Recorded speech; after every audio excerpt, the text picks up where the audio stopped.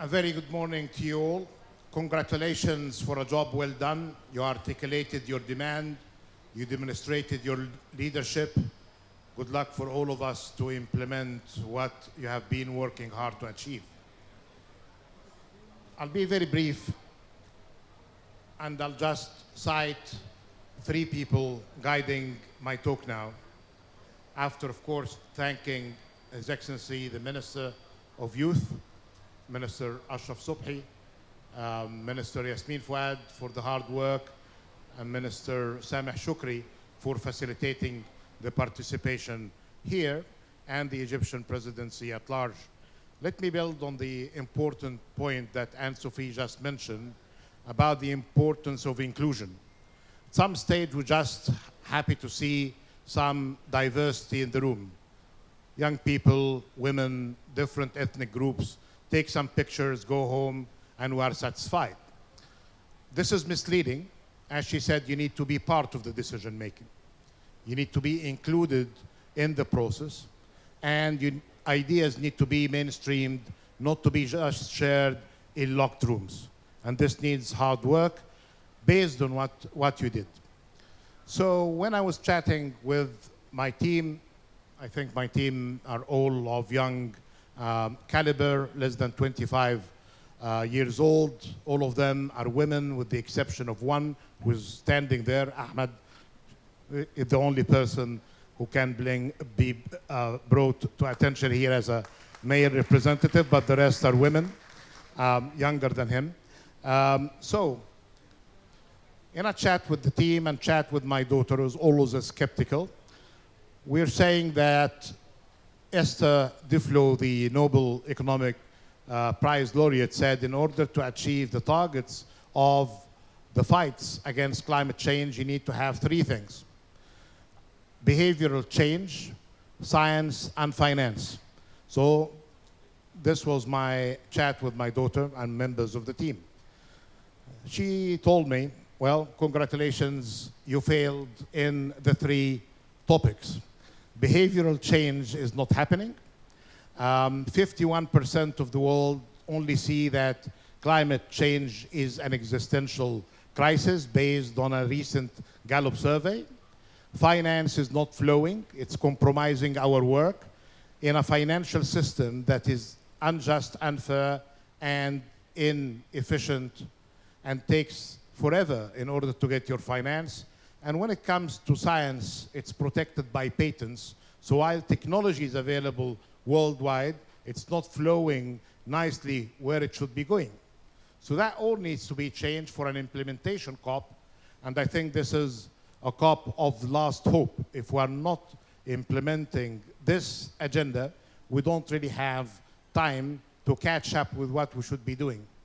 So in the three lines of defense, in mitigation, there is some work. Last year, more than 80% of energy comes from renewable source. But still, the contribution of renewable energy to the overall mix of energy is less than 4%. You can celebrate whatever wind farms or solar plants or green hydrogen, but this is still small compared to the overall energy mix. This needs to change. We have the money globally. We have the ability to get things done with science, but this needs to move smoothly and transferred with where that should be.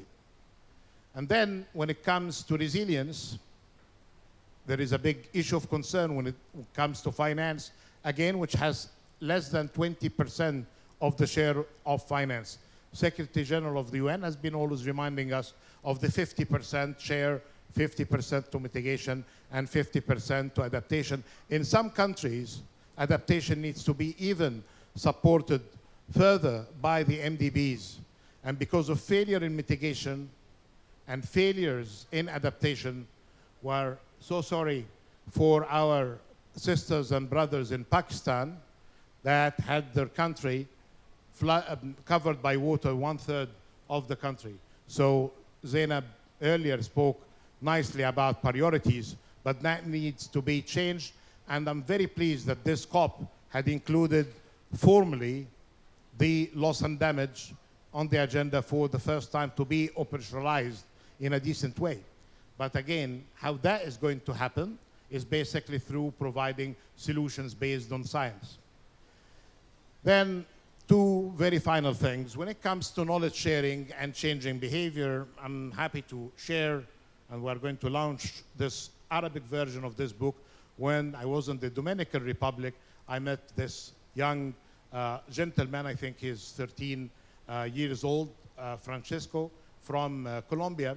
And he's just telling us that we know it all, even as kids in schools, that the science approves what should be done. The science tells us that we are not on target, and he's even putting some suggestions on how to fix matters based on his readings. And Francesco and others from the youth and children who they are with us here, and I think they are going to be meeting the ministers, are going to be demonstrating some practical ideas on that.